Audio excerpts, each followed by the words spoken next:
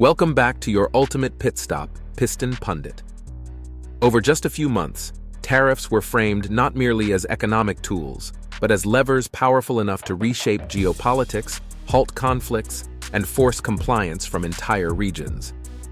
By mid-2025, the messaging was confident, almost triumphant.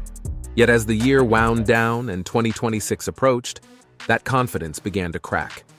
Three widely touted historic deals started unraveling simultaneously, while everyday Americans felt rising costs and slowing job momentum. For anyone following vehicles, manufacturing, and global supply chains, this story goes far beyond politics. Here are the developments.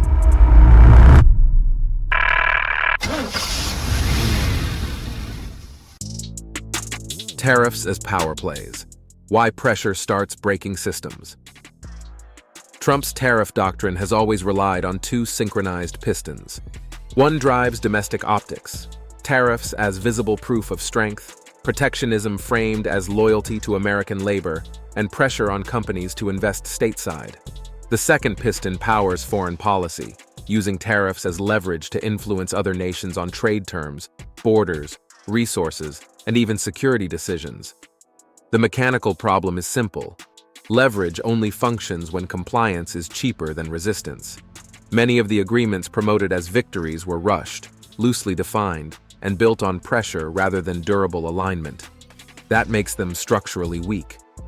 Once media attention fades, internal politics, elections, and national pride take over. From an automotive standpoint, this fragility matters. Vehicles are not standalone products. They are global assemblies of engines, electronics, castings, and raw materials. When tariff policy becomes unpredictable, it disrupts sourcing strategies, inflates component costs, and complicates factory planning. The result isn't theoretical. It shows up in delayed launches, tighter margins, and higher prices at the dealership. And when that pressure leaves the negotiating table and collides with national pride, the resistance becomes impossible to ignore, starting in Southeast Asia. Southeast Asia pushes back. Tariffs meet national defiance. The first visible fracture emerged in Southeast Asia, where tariff pressure was positioned as a shortcut to easing tensions between Thailand and Cambodia. The pitch was straightforward: apply economic pressure, force cooperation, declare success. But ceasefires don't behave like trade documents. They're shaped by history, territorial claims, and domestic political incentives, factors that don't bend easily under outside threats. Thailand's response was telling.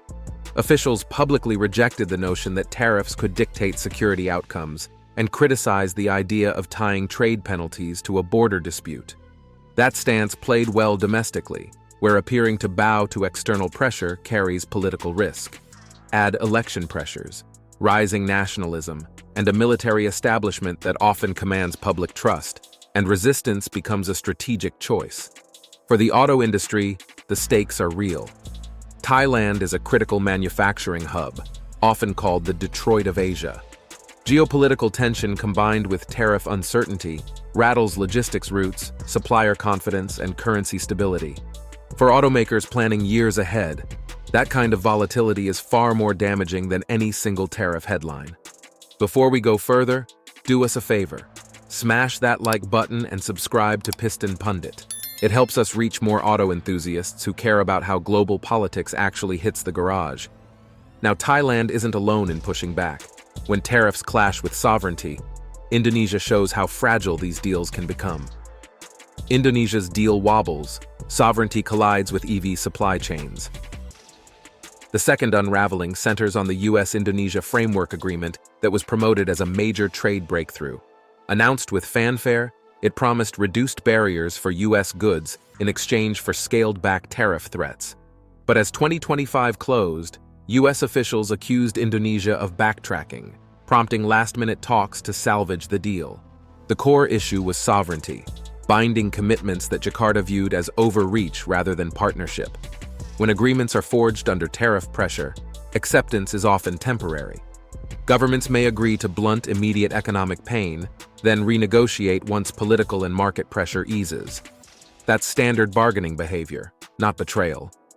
For automotive audiences, Indonesia's role is crucial.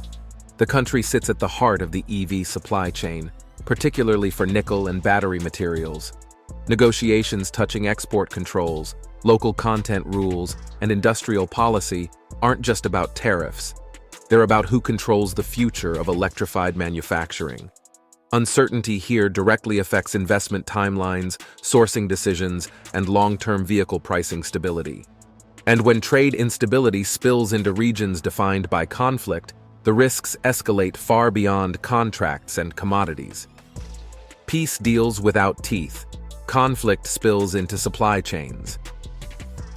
The most sobering collapse came out of Central Africa, where a high-profile peace agreement tied to the Rwanda Democratic Republic of Congo conflict unraveled almost immediately.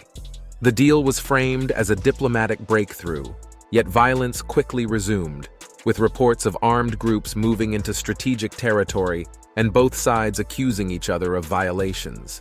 The core issue was enforcement, or the lack of it. Agreements heavy on ceremony but light on consequences rarely hold when real power, land, and resources are at stake.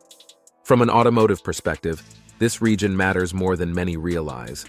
Eastern Congo sits at the center of global conversations around critical minerals used in batteries, electronics, and vehicle electrification. When instability spikes, risk premiums rise across the board. Financing becomes more expensive, insurance costs climb, and compliance with responsible sourcing standards grows more complex. Even automakers not directly sourcing from the region feel the impact through price volatility and supply anxiety. When peace deals fail fast, the shockwaves extend well beyond geopolitics, and eventually, those global shocks roll straight back to the home front, right into consumer wallets. Economic spin versus reality. Car buyers feel the squeeze. As overseas deals faltered, the message at home stayed aggressive. Trump insisted the economy was stronger than voters felt, while unveiling symbolic moves like the $1,776 warrior dividend tied to America's 250th anniversary. But the broader economic data painted a more complicated picture. Inflation showed signs of re-acceleration after tariff shifts, hiring momentum cooled, and unemployment edged higher toward the end of 2025. For everyday Americans, the disconnect between messaging and lived experience became hard to ignore. In the auto world, this disconnect translates directly into affordability stress. When prices stay elevated and job growth slows, consumers delay major purchases. Monthly payments, not sticker prices, become the deciding factor. Tariffs on steel, electronics, and imported subassemblies squeeze manufacturers into tough choices: absorb costs, pressure suppliers, or pass increases to buyers. Some automakers absorbed those costs longer than expected, but margins aren't infinite. When confidence drops, the entire automotive ecosystem downshifts.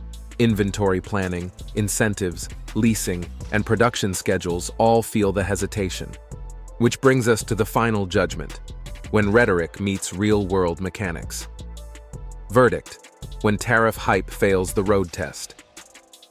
At the end of the day, tariffs were sold as an all-purpose performance upgrade, a solution for trade deficits, geopolitical conflicts, job creation, and national leverage.